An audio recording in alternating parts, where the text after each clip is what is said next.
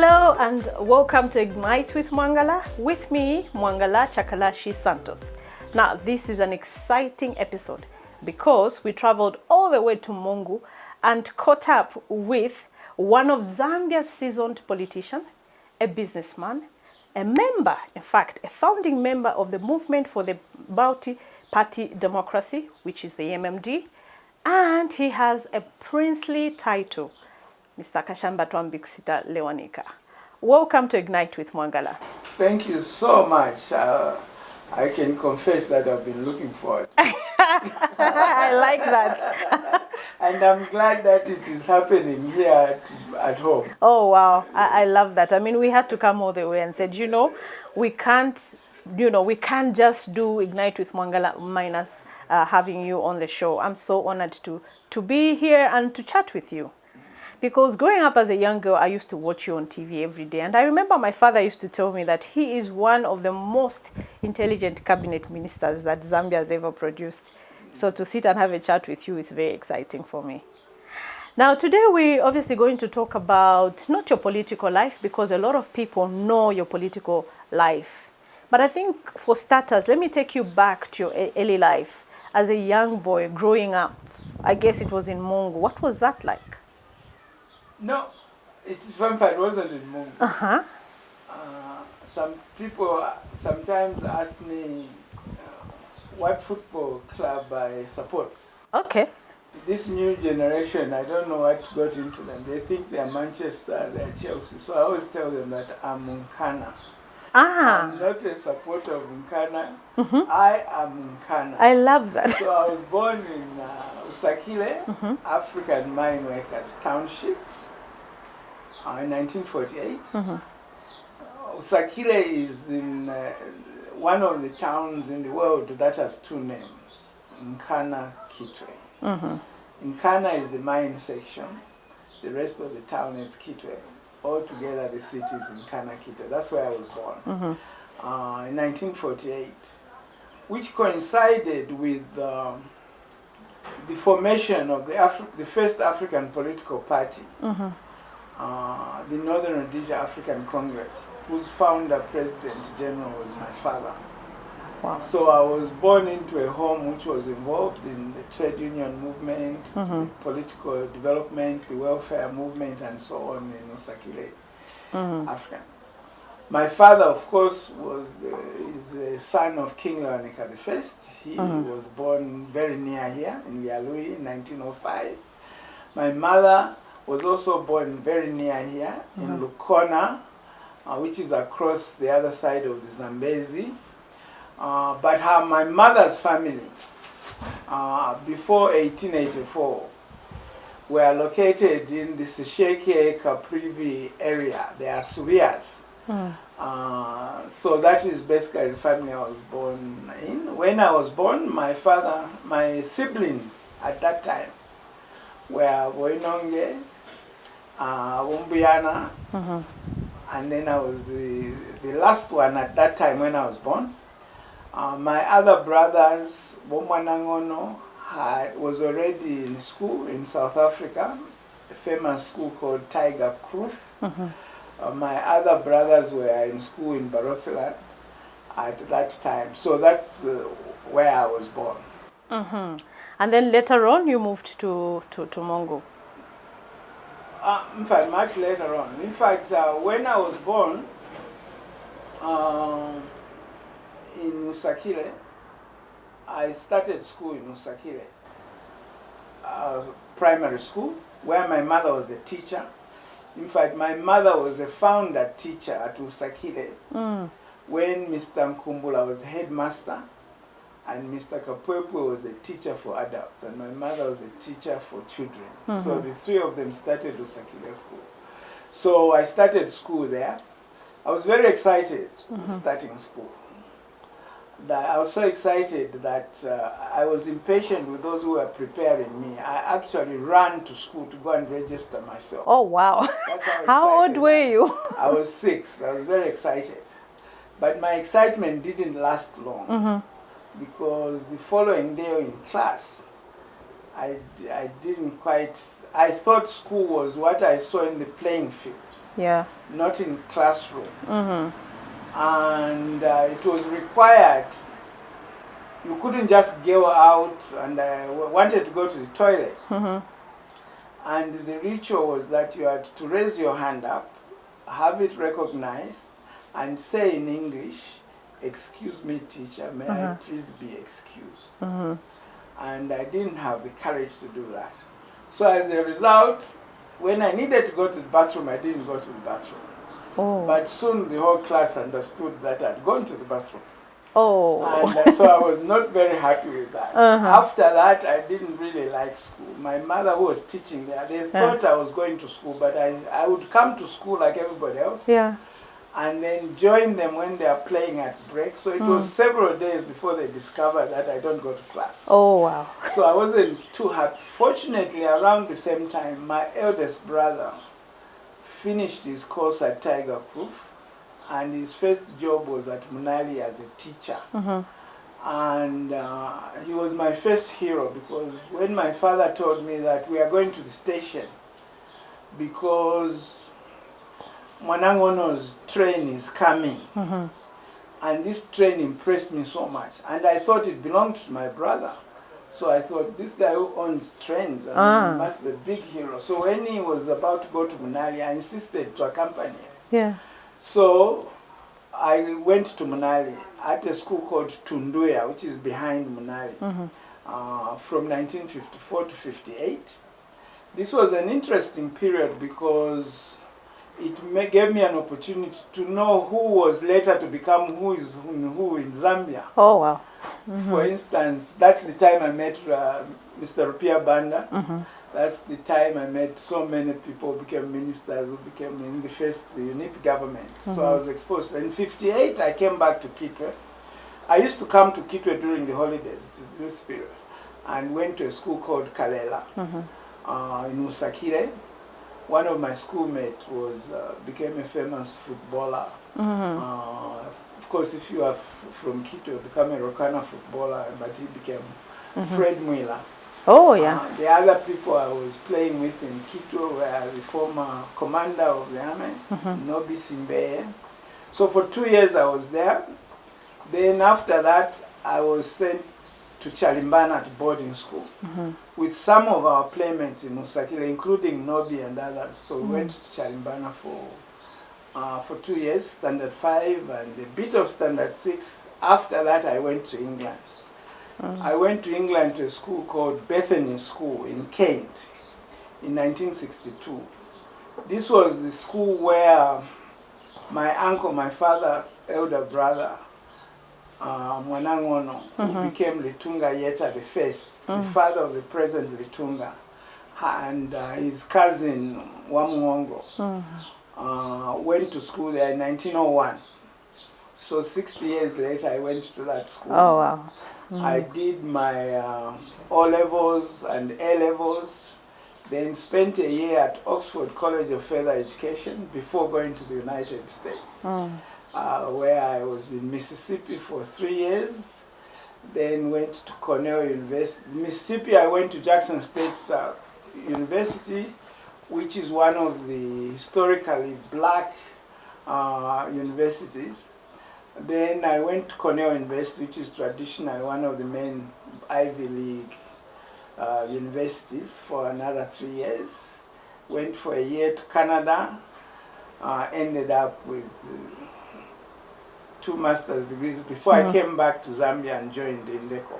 Wow. So that is basically my first basic school, although later on I did continue with a lot of education. Okay. Now you told me something very interesting before the interview started, that, you know, I was trying to find out, how do I address you? Is it honorable? Is it prince? You said, you know, my name actually says a lot. It just describes who I am. I don't have to rub it in to say I'm a prince. So what is your definition of a prince? No, I think I don't mean that. I don't want to rub it in. I have no interest in rubbing it in. Of course, there's nothing to rub in. I'm just a person. No, what I meant was that titles normally mean different things to different people. Exactly. If I say I'm honorable, for instance, people have some idea who an honorable is. if I say I'm a prince, people have some idea who a prince A prince is, yes. Mostly, although I've been a member of parliament and officially called honorable member of parliament, I don't think what people think of honorable is what I am, except honorable, hopefully with a small h.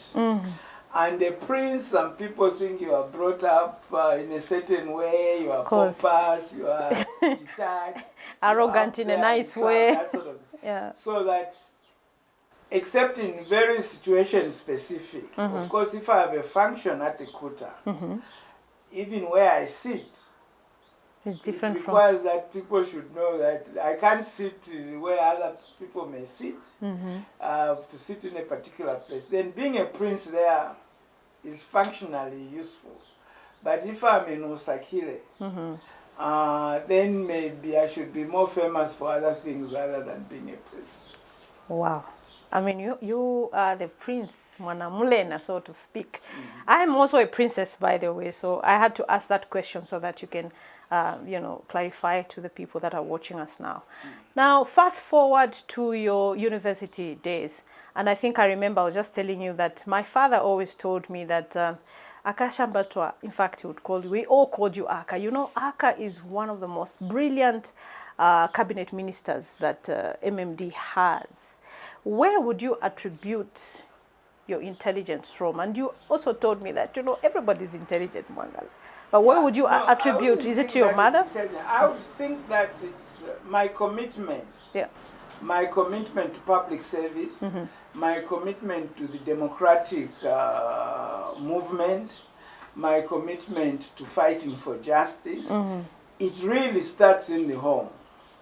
Both my mother and father were not just, my mother was a teacher, but she wasn't just a teacher, she was also involved in community development work as necessary, and it was necessary, so that she was working with other people who were not.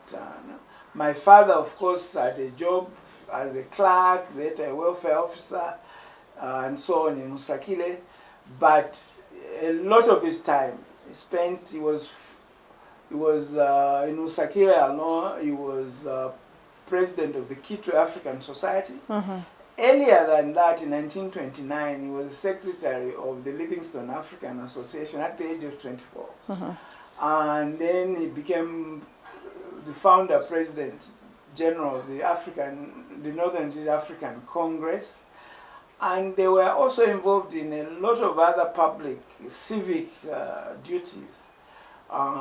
Then, of course, being a prince, he also, we could see from our home as people came, that he had certain roles to play. So public service, political commitment comes from the home.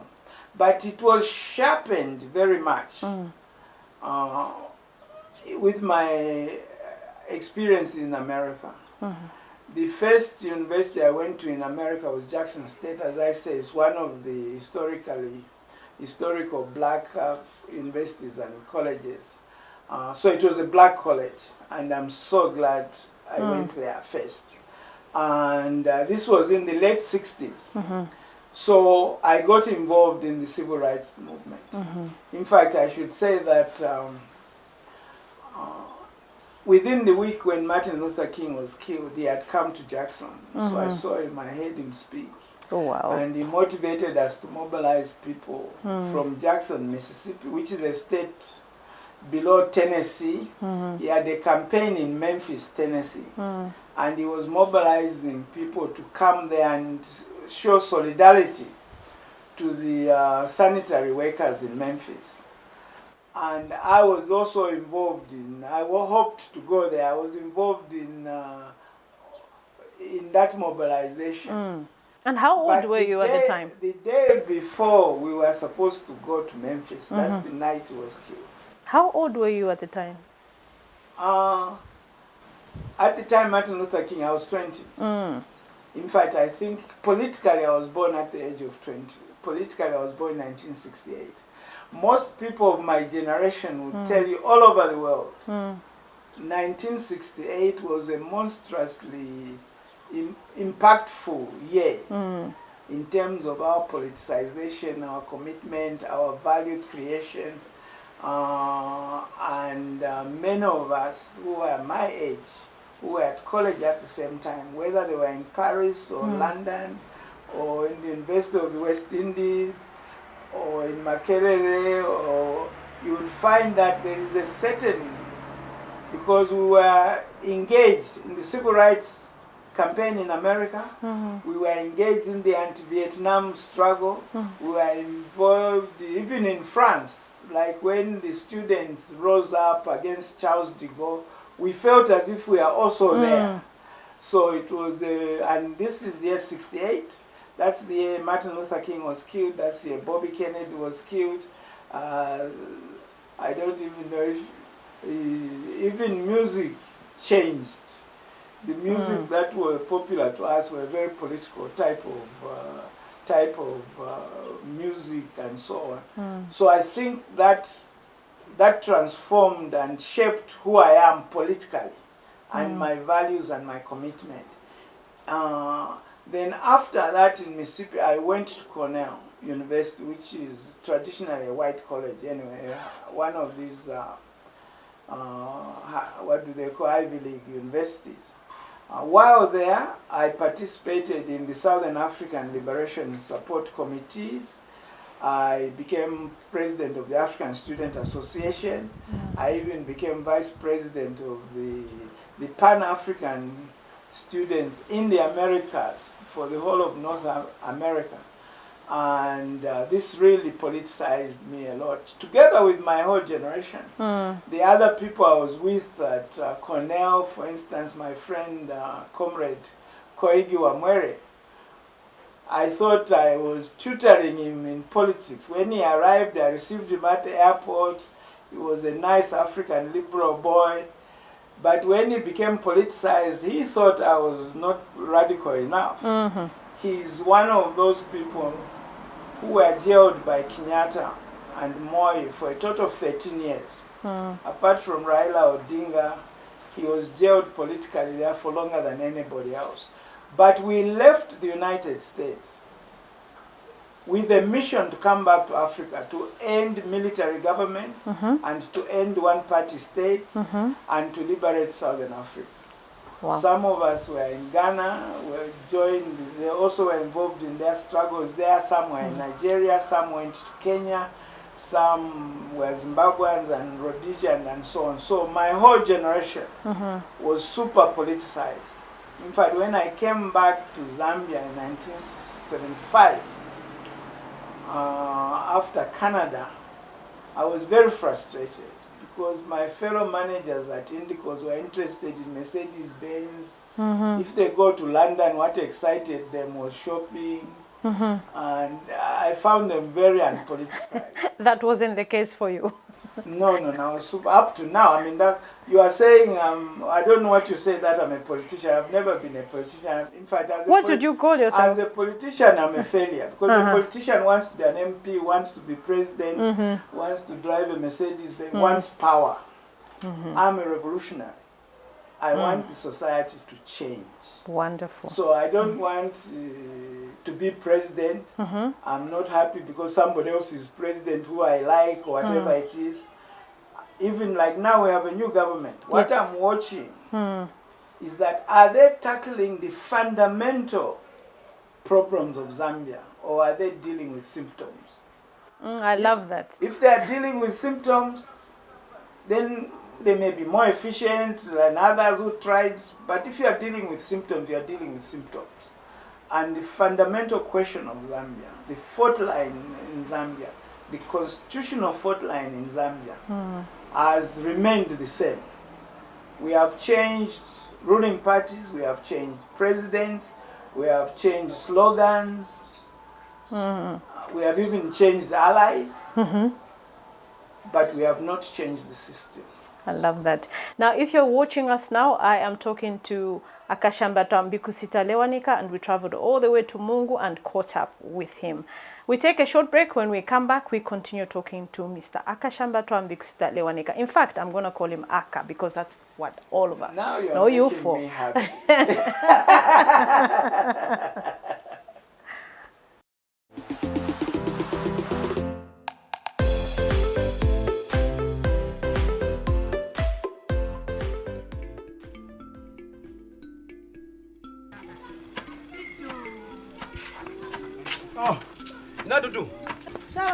Ndabola tutunywe tuganga dawa ababalombe.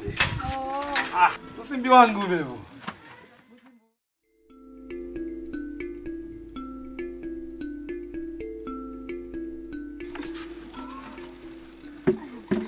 No atate babia. Toka kama mukoko kabenzi nina.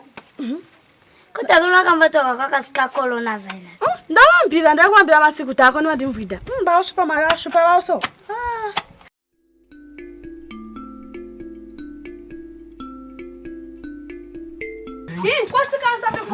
Waile mama. Mashtazi waile. Kuri zinto zinjimwe. Yizinto bani bakutshaya waile. Oza.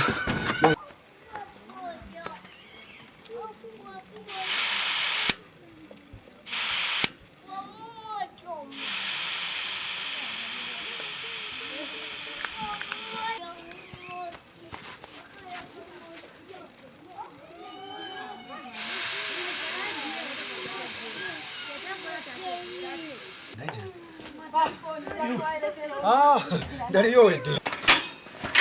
Iwe. Chachitika kunjengeni. Ndaipompo nona. Mtu wako olabereka kabotio. Wapimbo zinjinge. Kwakasika ulwazi. Obulwazi batata tabuyanze kwendenda. Tabuyanze kwanzanya. Tabuyanze zokuja nkabantu banje. Obulwazi bulajaya. Apo obulwazi batata. Tabuyanze kanukuti chindi chonse nkamjani kabantu banje zokulumelesa nyanzi Ape bulezi tondezo zakaina zokuteti muntu obulwazi ulabuchiswa. Zitondezo zakaina kulikuchiswa mutwe. Sini kolo mubiri kupia. Zitondezo zakainezi. Obulwazi bulikwabila kwinda mukusamba kumanza chinchonse ansipa amanzi clean. Apa kunana akate kwakaitwa kutinzi cancer tiger. Oho, handi sanitizer. Okay. Kubanga wakome naye, why? Kubanga wakome. Remember to wash your hands with soap regularly. For more information, call 909. This message is supported by the Ministry of Health in partnership with Oxfam.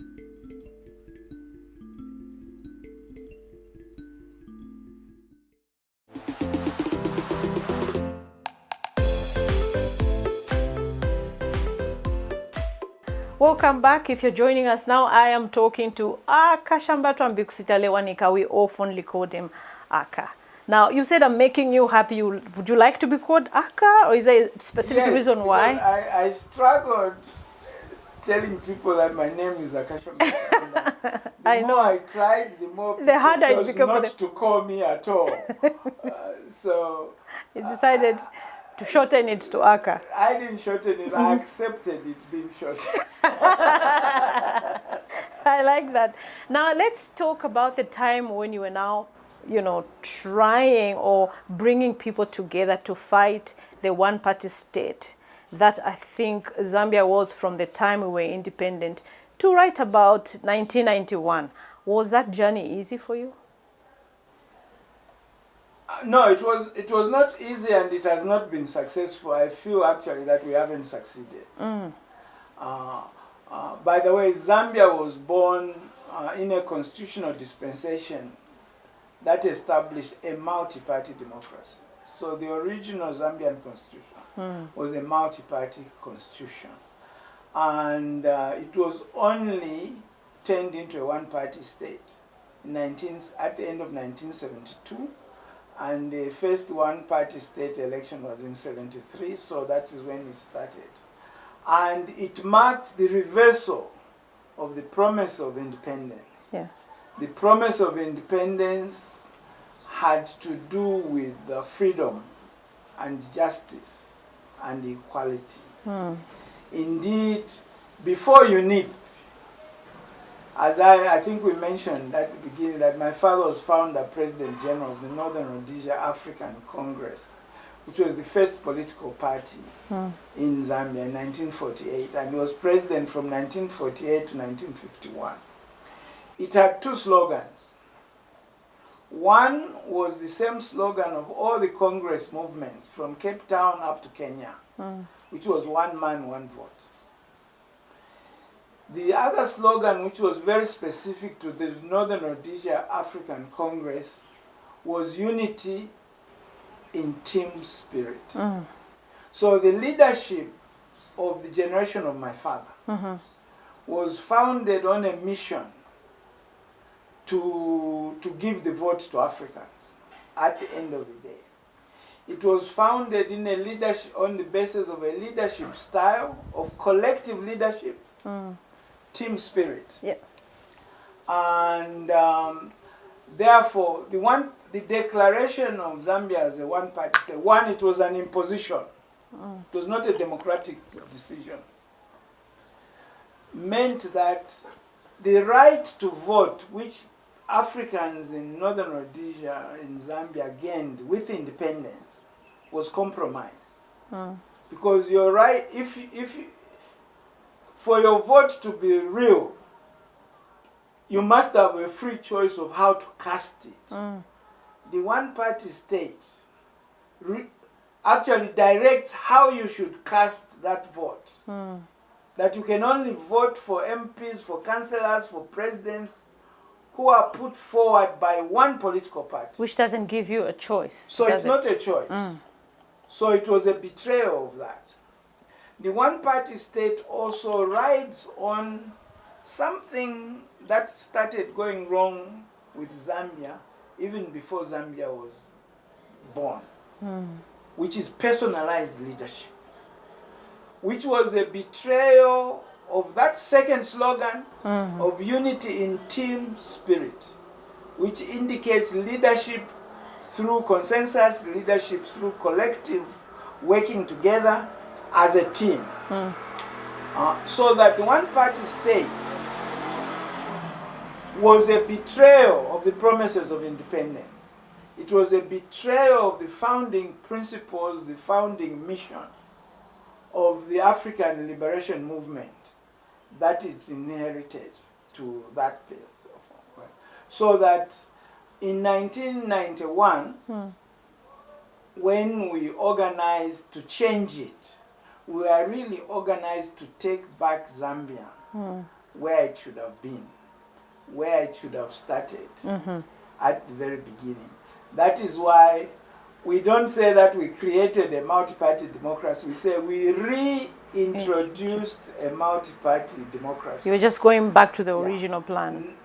Now, unfortunately, the original plan was already undermined even before the one-party state. In fact, you could say the one-party state officialized the undermining and betrayal of the founding principles of the African liberation movement. But even before that, the leadership style towards personalized leadership had begun. The worshipping of leaders, the doctoring of history to prompt up this false idea that Zambia has one father, that a nation can have one father, and that the people owe their political development from one person or from one party. That spirit began, maybe I could say, by 1958. Hints of moving towards personalized leadership started. Moves away from unity in teamwork, moving away from collective leadership had begun. So by the time we became independent, we were already off the rail. I should also say that in the development towards independence was basically a constitution-making process. The meaning of independence, even the meaning of returning Zambia to a multi-party democracy, is actually to do with determining a constitution. What Zambia independence means is what was put in the original constitution. Unfortunately, even in the original constitution of Zambia, the facilitation of one-man rule of a dominant political was ingrained in it. Unfortunately, even in the founding constitution, there was no facilitation of consensus leadership. There was no facilitation of collective leadership. There was definitely no facilitation of consensus-driven leadership. This happened to also be of interest to the departing colonialists. So the Zambian constitution, more than any other African constitution arising in the decolonization process, was a constitution that consolidated and centralized power extremely. Because the Zambian constitution marries the American presidentialist system minus the checks and balances that the system made with the British parliamentary system minus the supremacy of parliament over the executive. It marries the headship of government, like a prime minister in Britain, with the powers of the queen as head of state.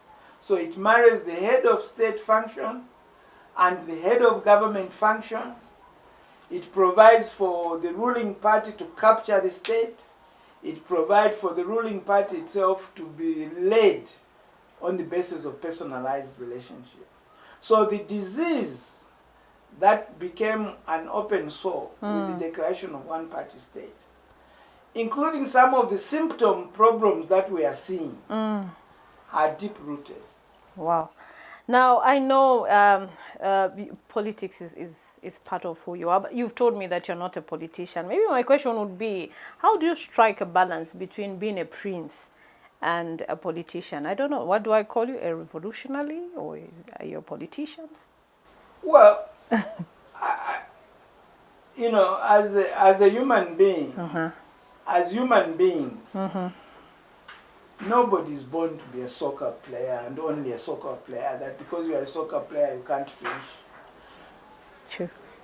Or nobody's born to be just a student of science, not of the arts. The very nature of a human being is so multidisciplinary that when we are free, we are not boxed into particular roles. So whether I'm in parliament, I often used to, like I resigned from being a cabinet minister. I was convinced that I'm continuing the same struggle. The same struggle I was on before becoming an MP, after becoming an MP, before becoming a minister, after becoming a minister, was the same struggle I've been involved in up to today. And what is this struggle? This is the struggle, well, let's put it that a big part of this struggle is the African liberation movement for freedom, justice, and equality. Is it the same struggle you're fighting as a prince? In anything, even if you put me in a soccer team, if there is injustice, if I'm being myself, I'll fight against it. Being a prince, one, it can be simply biological. Yeah. That, okay, my father was the son of a king, he himself became a king, therefore naturally I'm born a prince. But it doesn't make who I am. There are many, many princes. They've been, some are thieves, some are just, some are unjust. So it does not define who you are. Yeah. But being a prince can also be a political role. In other words, you could be a prince as a position in a government, a traditional government or a monarchy or government. That I'm not. In a big way, although in a little way maybe I am, because as a prince, on the basis that I'm a prince, I do have some homesteads and lands over which I have custody ownership. And it's very important to say it's custody ownership. It's not personalized ownership. In the same way that our traditional leaders have custody ownership over land. But custody ownership over land is different from personal ownership over land. So you own the responsibility to serve as a custodian of your villages or a custodian of that land. It's very, very important to distinguish it. Between and the some two. of our fault lines is when people are given custodian ownership of villages or of land, of countries, and then they personalize it. True. Prince Aka, what is one thing that Zambians don't know about you? And I like calling you Prince Aka because that's who you are. What Zambians don't know about me? I don't know what they don't know about me. What do you think? Are you an open book? Do we know? I'm more open than most public figures. I mean, if right now, if you ask the normal Zambian that who are the brothers of HH, who is the brother of Mianda, who is the brother of Chiluba, maybe Kaunda was better known, who is the brother of Mwanawasa. So many of our political leaders actually are hidden books. And you are not. I'm less hidden than others. If you're on your deathbed and you were given a second chance to live, what would you do differently? What would I do differently? Not to die. Because You're I not don't dead think yet. at whatever time I die, the struggle must continue. Yeah. I hope that when I die, one, I would have been faithful to that struggle. I may not have won it because it cannot be won by an individual. But I would have been faithful to it, and that I've lived a life, a public life, which is consistent with my aims. I love that. I should also say that right now I'm writing a book on democracy and development. And the book is called, first the working title was Claimants to Democracy and I came by that first shot at the title from reading a book by one of the teachers I ignored when I was at Cornell. I ignored him because he was very conservative, and you know, I couldn't tolerate black people who are conservative. I wanted all black people to be revolutionary. Yeah. But later on, I've been reading his books. Now, one of the books he wrote, which is called Knowledge and Decision Making, he says that, you see, when we want to understand people or understand organizations, sometimes we mislead ourselves by giving them titles or assuming that they are their titles. For instance, he gives an example that there are many organizations called profit-making organizations. But at the end of the day, many of those don't make profit. So calling them profit-making when they don't not actually make profit is misleading. But so you need to ignore what they call themselves and observe how they are organized, how they operate, their character of management, whatever it is. So even in politics, we can have a party as we have had in Zambia called the United National Independence Party. If we presume that it was about bringing independence, let alone if we presume that it actually brought independence, then we'll be misleading ourselves. Because then we can't critically examine what it actually brought. The flags went up, some went down, new names. Instead of government road, you have People's names. whatever. Instead of government house, you have state house. Instead of governor, you have president. Instead of a white man, you have a black man. So we've changed those things. Yeah. But a deeper analysis is that we are not independent. Are we? Are we not independent? Not even a bit. Not even a bit. What is Because independence our to politics, you? even a first secretary of the British Embassy can go on the press and tell us how to govern ourselves. We are beggars. A beggar cannot be independent. We say we are in economic problems now. Are we looking for solutions independently? Or are we looking for more dependency to solve our problems? Economic problems. Why do we talk about the IMF? Do we control the IMF? If you depend on the IMF, you can't. If you don't control the IMF, you depend on the IMF, you cannot be independent. Economically.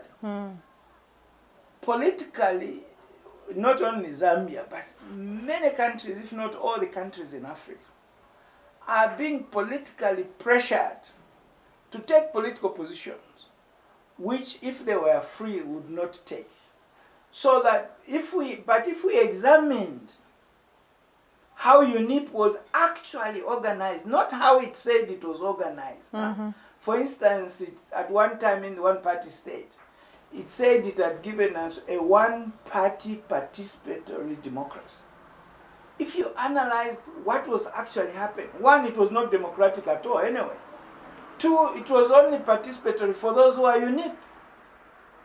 So the title itself was a lie, it was a deceit. Sorry to cut you short. What was your relationship with the former, in fact, the late first Republican president, Dr. Kenneth Kaunda? You see, President Kaunda is of the generation of the Nkrumahs, the Nyereres, and so on. So basically, one admires them, but I don't worship him. And I don't blind myself to seeing what is wrong. In other words, however good Kaunda is, a one-party state was wrong, and it was unjust, and it was not democratic. And to say so is not to disrespect him. In fact, not to say so to me is to disrespect him. Because you see, if you are going to praise him with lies, I don't think that is respect. That was not respect. I don't even think it's love. Someone who wants to express their love to you by lying to you, not telling you when you are wrong, I don't think they genuinely love you. So I think that I'm a great admirer of that generation of leaders. And who is your mentor? My mentor? Or mentors? Mentors, many. Yes. My father and this generation of leaders are my mentors.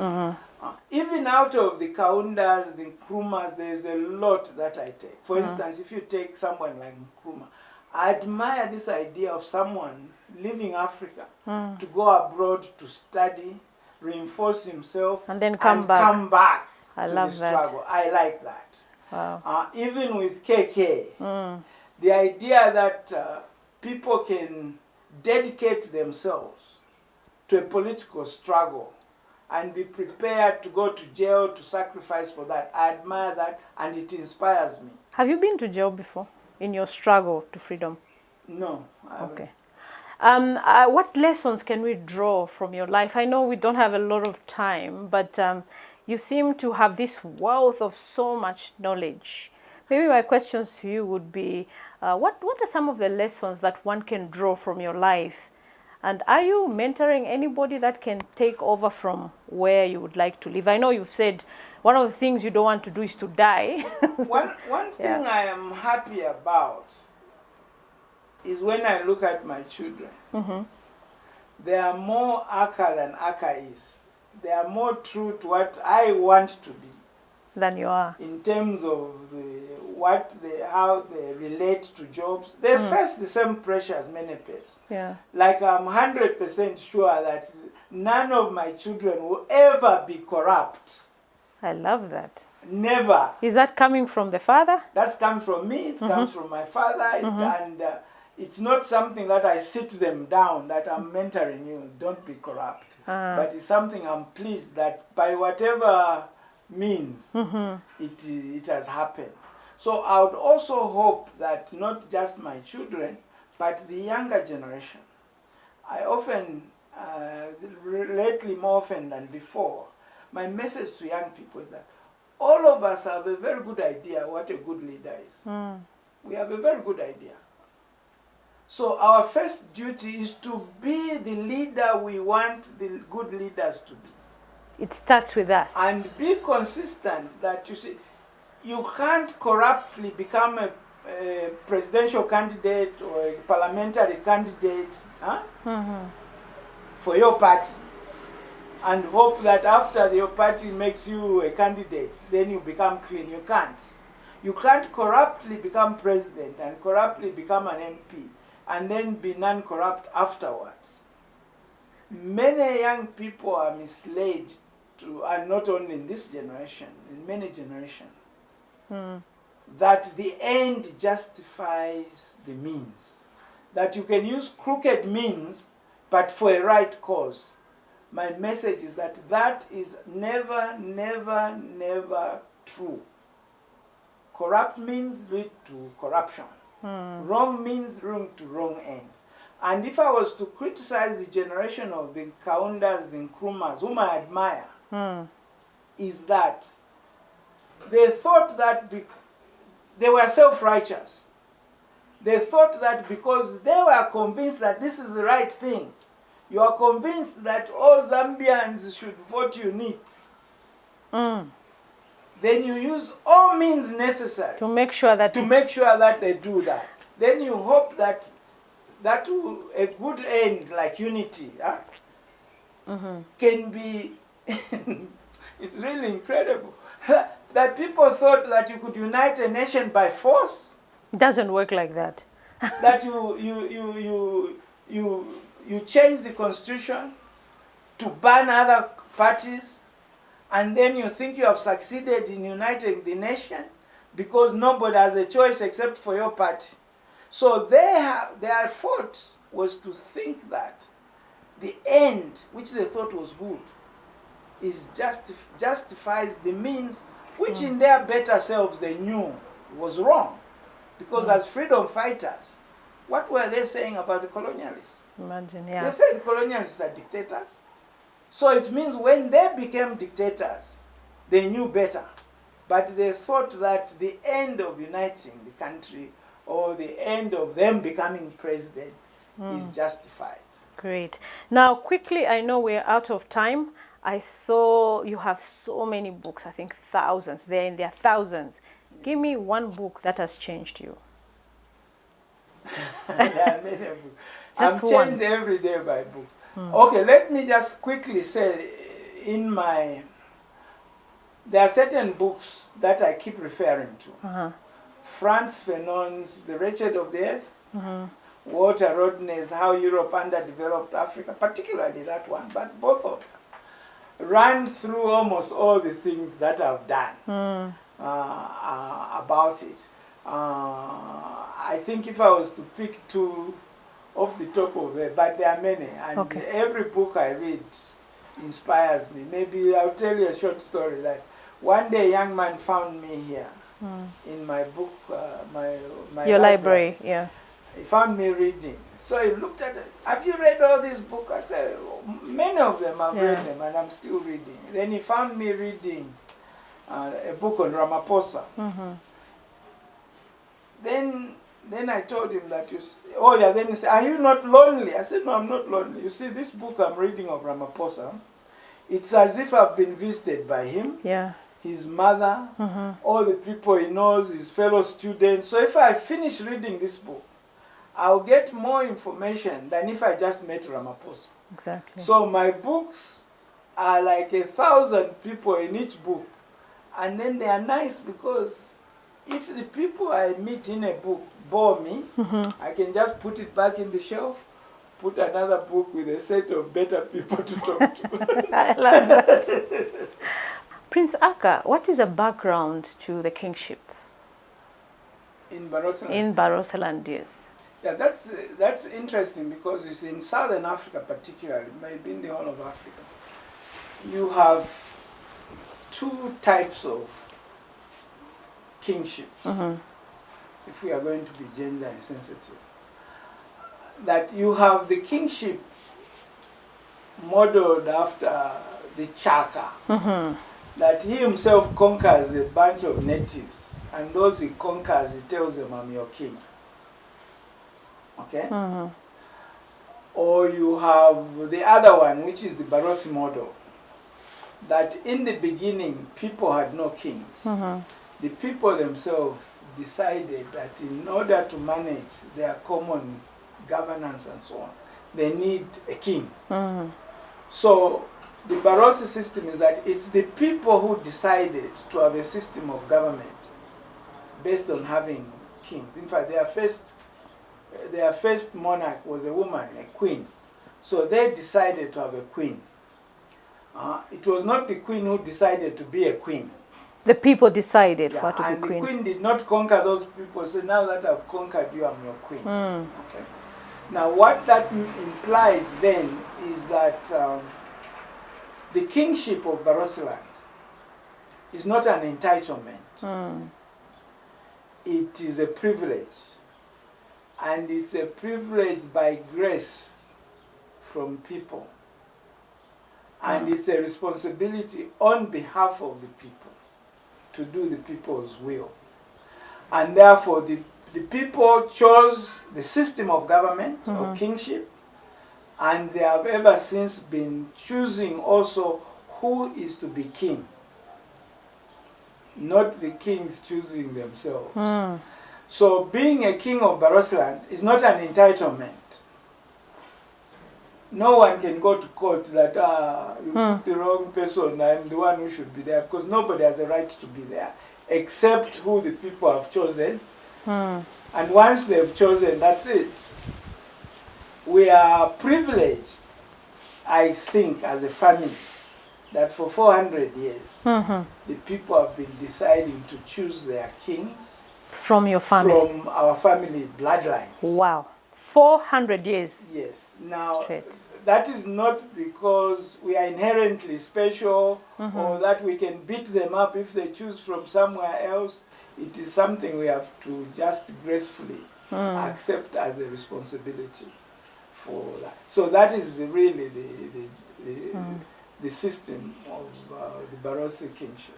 So do you have some kind of a plan for succession, or it just happens?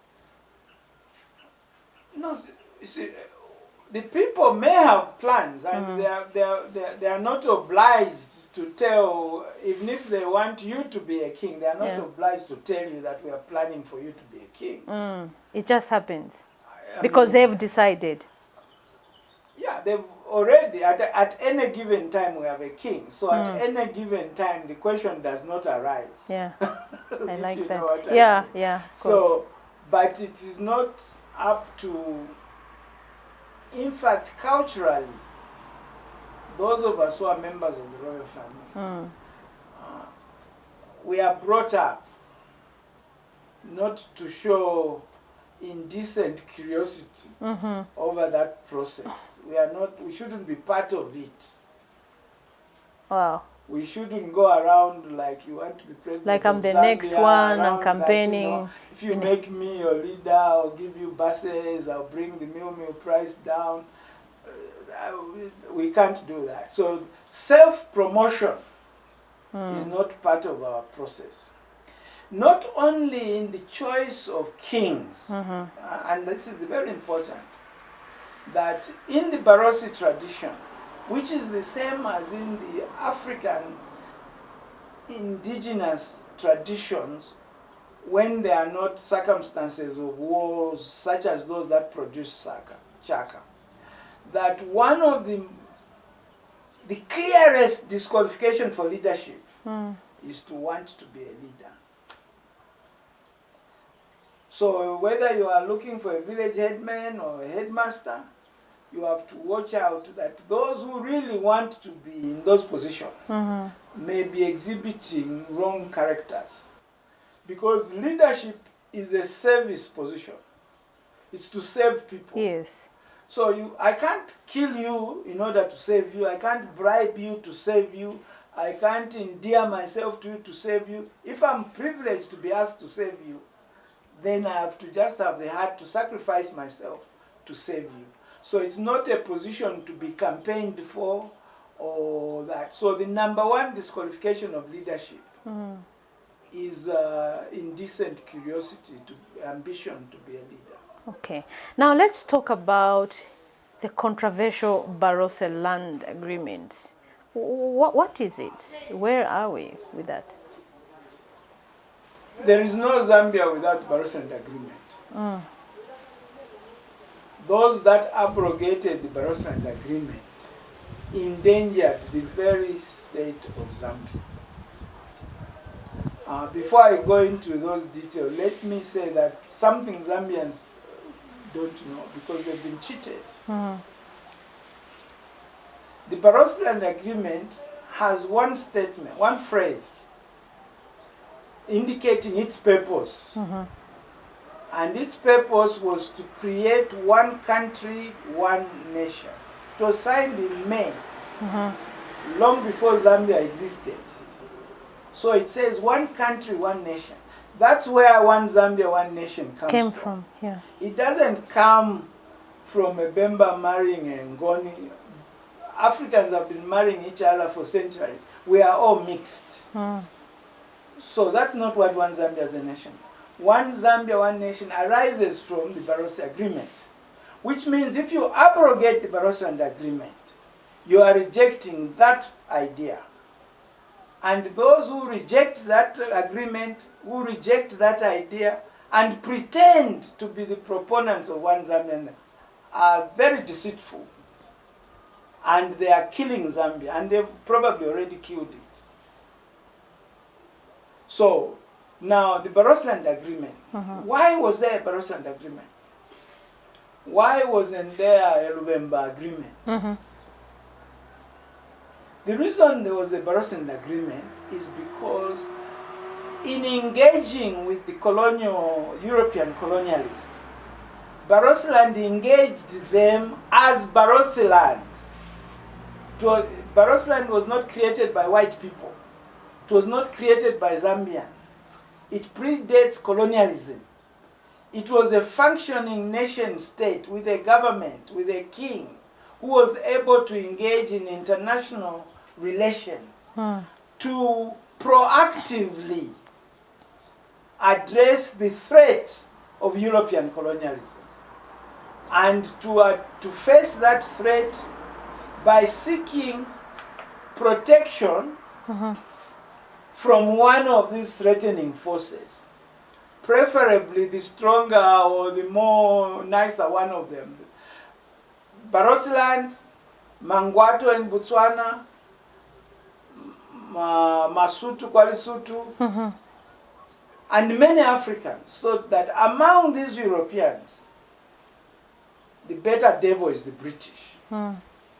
So that's why they solicited. Barosland was never conquered. There was no European army which entered Barosland to conquer it. But Barosland proactively engaged those people towards negotiating a protection. Protection, it was protecting what? It was protecting the nation state and government of Barosland, an indigenous African government. It was not protecting something that didn't exist, it was protecting what exists. So having engaged the British as a state, and the British had more interest than just engaging with us. They had interest in South Africa, they had interest in Matebele land, they had interest in Buganda and all sorts of things. So for their own administrative convenience, they first used the British South African company as an agent. The Barrosis were never happy with that. They didn't want an agreement with the company. But they were reassured over and over again that the BSA is an agent of the British Crown. But even after being reassured, the Barrosis never ceased demanding a direct relationship with the colonial office, which finally was granted in 1924.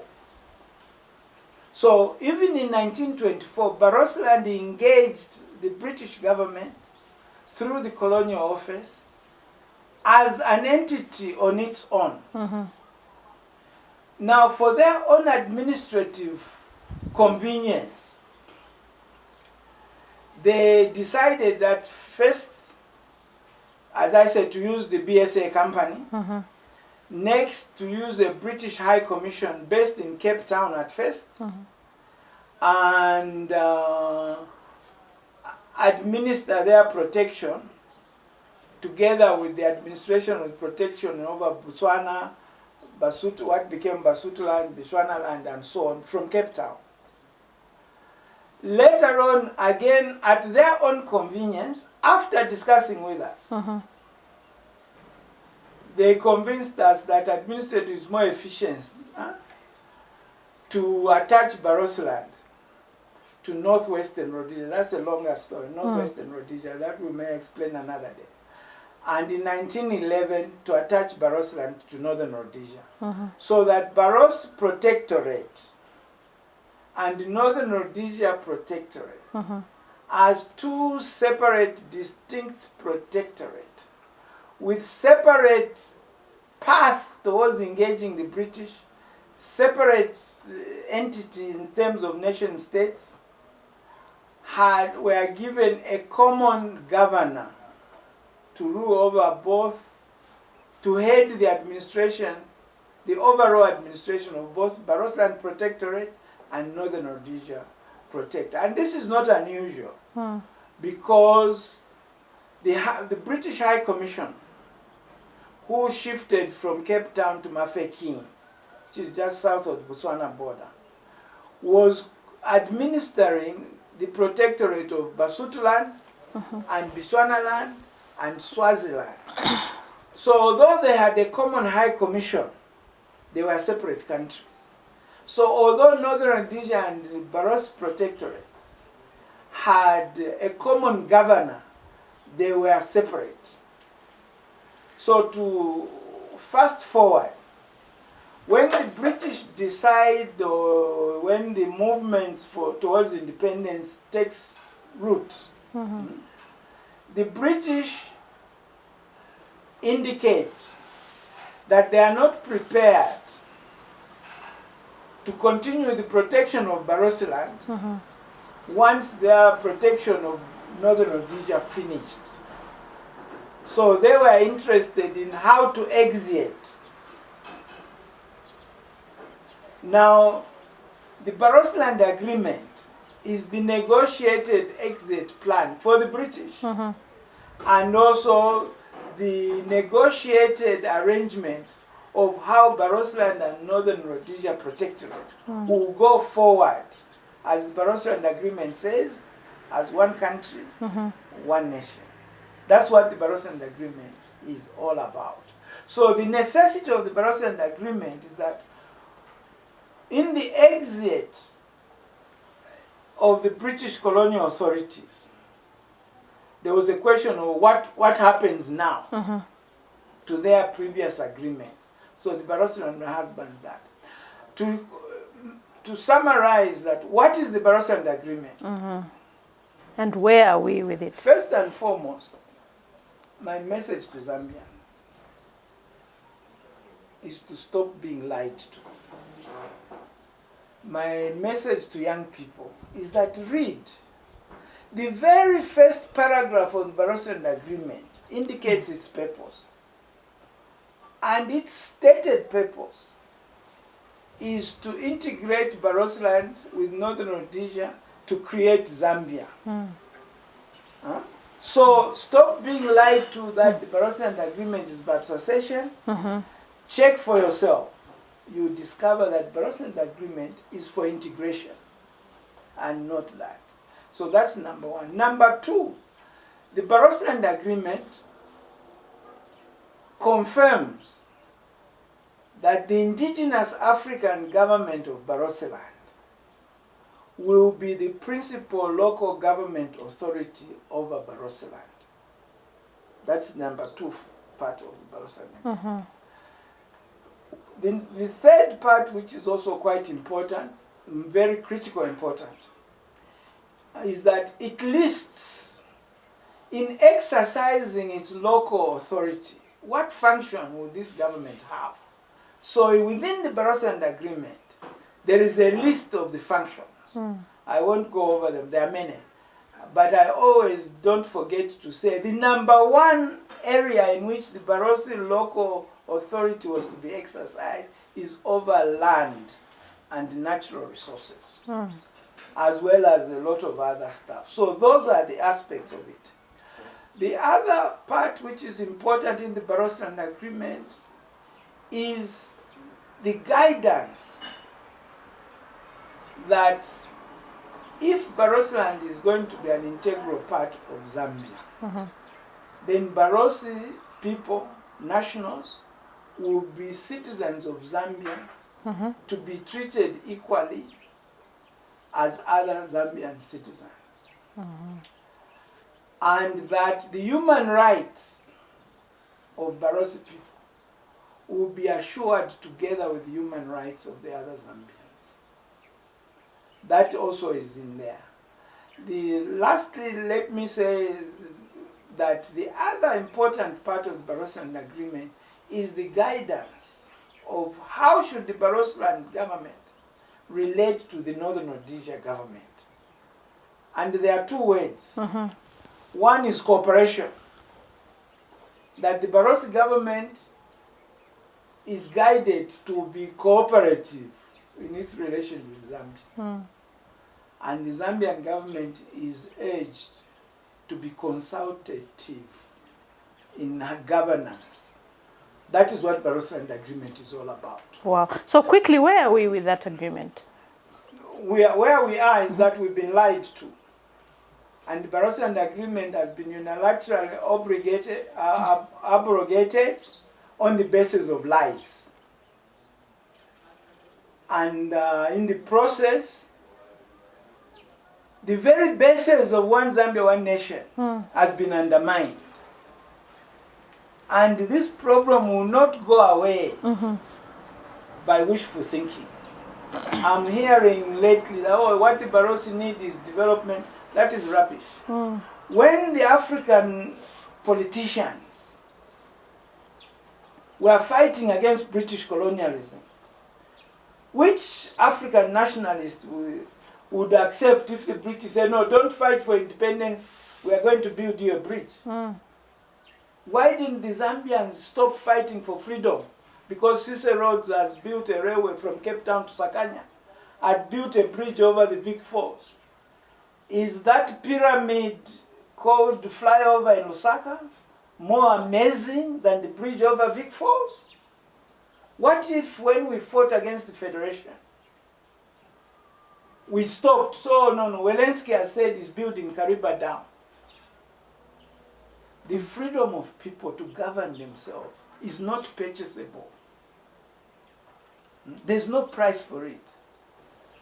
And people who are denied their freedom, it may not be them, but their descendants will fight for that freedom, regardless of how many bridges you build, how many jobs you create, how many suits you distribute, how many schools you build. All those things are good things, but they are better for free people, not for people who are dominated by others. Prince Aka, it was nice talking to you. I've enjoyed myself. I feel like, we can stay here the whole day because there's so much that one can actually draw from your life and learn from you. This has been exciting for us. And thank you so much. Thank you so much, everybody, your team coming in force and not having to drag me to Lusaka. I like that. Thank you so much. Thank you so much, and it was a pleasure having you on Ignite with Mwangala. Thank you. So there you have it. I was talking to Prince Akashambatwa Mbikusita Lewanika, who was just giving us an insight or lessons that we can draw from his life. This has been Mwangala Chakalashi Santos. Join us for another exciting episode of Ignite with Mwangala.